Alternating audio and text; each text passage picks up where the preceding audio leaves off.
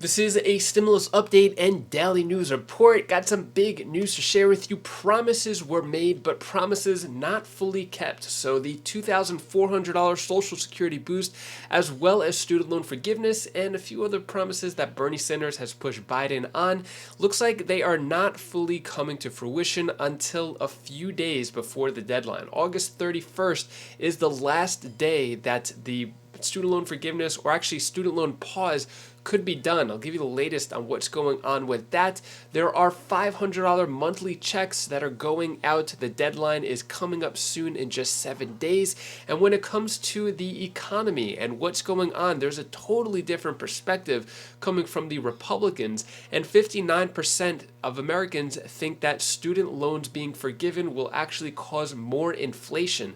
So I'll let you know what's going on there and a few other important updates as well. Hope you're having a terrific Tuesday. If you appreciate the fact-based, fast-paced updates, hit the like button down below, and I'm giving $200 checks to my subscribers in just 2 days. I'll talk more about that later on in the video, but first, top economist Larry Summers says student loan cancellation raises demand and increases inflation. He may also have President Biden's ear. So Larry Summers, big economist. A lot of people believe in what he says. He's kind of, bipartisan. He doesn't really take a Republican or Democrat side, saying this: student loan debt relief is spending that raises demand and increases inflation. It consumes resources that could be better used helping those who did not, for whatever reason, have the chance to attend college. So, big thing here, basically, top economist Larry Summers saying that student loan forgiveness could actually cause more inflation. And other Americans believe in this as well. So 59% of Americans worry student loan forgiveness will make inflation worse, according to a CNBC survey. So a CNBC Momentive poll finds Americans worry that debt forgiveness could have unintended consequences.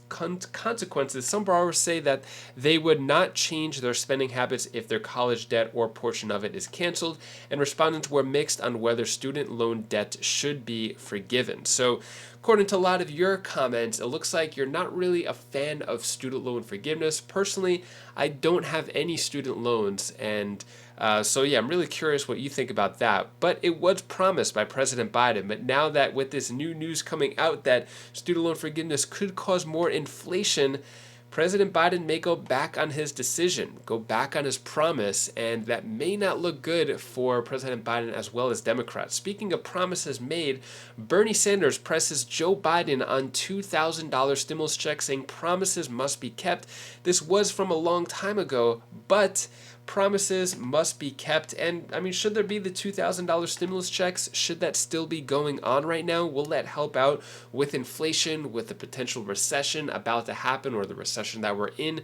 Would $2,000 be a good amount? It looks like politicians kind of living in a bubble. The ones who are living the best life don't really understand how the ones who are struggling are living their lives. It looks like politicians are just kind of living in a bubble and not really caring so much about how everyone else in America is living and struggling.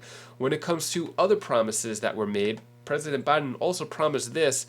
Bernie Sanders and Elizabeth Warren and other Democrats want to pay retirees an additional $2,400 in their Social Security checks by raising taxes on the richest Americans. So the $2,400 boost, still no mention of that from President Biden, but it's now going through Congress and trying to pass through Congress compared to President Biden doing it on his own.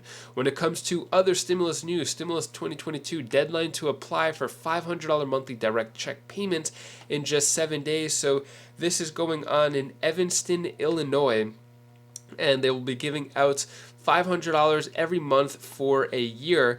And the deadline is what is it?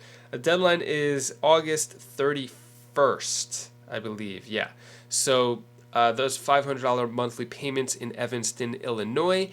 And then when it comes to what other voters believe, so most voters believe U.S. economy is currently in a recession, according to new polls. So I'm curious, what do you think? Are we in a recession? Not in a recession? Does it matter whether or not if we're in a recession? You probably just don't even care, and you just want to have lower cost of living and have some financial aid to help out with your struggles. which is probably what a lot of Americans want. They just want to eat, have shelter, and not stress so much about the bills. Take a look at this video clip right here, kind of explaining a different perspective on student loan forgiveness and the economy as a whole and how it relates to inflation and a recession. Which is it? Let's go to Kevin Hassett, the president of Trump's Council of Economics advisor, former chairman there. Well, what is it, Kevin? Of course, Larry Summers has serious concerns that something like this would make inflation worse. What do you think? Yeah, it will make inflation worse because basically right now there are a lot of students all around the country that are paying off their student debt a little bit at a time. And if that's forgiven, then they're going to have an extra, $300 to $1,000 a month that they can spend on other stuff. And so that'll increase the demand for things. At the same time, the Biden administration with their corporate tax hikes and so on, they've been attacking supply. So if you feed demand and attack supply, that's inflationary. And I think Larry Summers is right about that. You mentioned the corporate tax hike. The administration is quick to point out it would be only on those companies that do not pay any taxes right now, the 15% minimum tax it's talking about, and the 1% tax on stock buybacks would be, in their words, infinitesimal and have no impact on average folks. What do you say to that? Right. Well, the idea about the minimum tax really is that it makes it so that U.S. companies are disadvantaged vis-a-vis multinationals all around the world because we've got this minimum tax that hits them regardless of where they do business. And so what's going to happen is that U.S. located firms are going to either invert, they're going to move to other countries, or they're going to lose business to companies from other countries. And that's a very well-established pattern in the empirical literature. And so I don't really know why they think it's not going to have much of an effect. And finally, you have to say that it's getting a little tiresome to listen to the Biden administration go out there and run arguments past the American people that have the sign wrong on the effects of what they're talking about. And so, Larry Summers is hardly a partisan. To have Brian Deese out there, making arguments that somehow, the forgiving student debt is not going to be inflationary, it's really propaganda and misinformation. And it's something that I think that the media and economists around the country should condemn. I'm wondering, too, those economists who say that the administration will indeed be able to reduce inflation and deficits going forward as a result of the Inflation Reduction Act. You could pick economists to take any point of view. I get that, and administrations do that. But in this case, it does seem like a bit of a stretch. First of all, for anything, a large spending program out of Washington actually reducing inflation. But what do you think? Yeah, we all learned that. We've seen it over the years. So somebody who's been watching the economy and markets as long as you have seen the ups and downs, and it's just not how it works. But here is how it works, Neil. This is what we're about to see. You and I talked a long time ago when people didn't believe inflation was here to stay, and I said on your show, inflation's here to stay. Yes, well, right now inflation is declining because we are in a recession or close to a recession. I think that GDP now for the third quarter is showing something that's going to end up looking negative as well. 3 negative quarters in a row. It's got to be a recession. But what happens is you go into a recession, the demand for stuff goes down because people don't have the money to take trips and so on, so the price of gas goes down, and inflation starts to decline. And then the question that markets they're going to have, they're going to say, oh, geez, well, where does the inflation decline stop? And where the inflation decline stops is whatever the wage inflation rate is.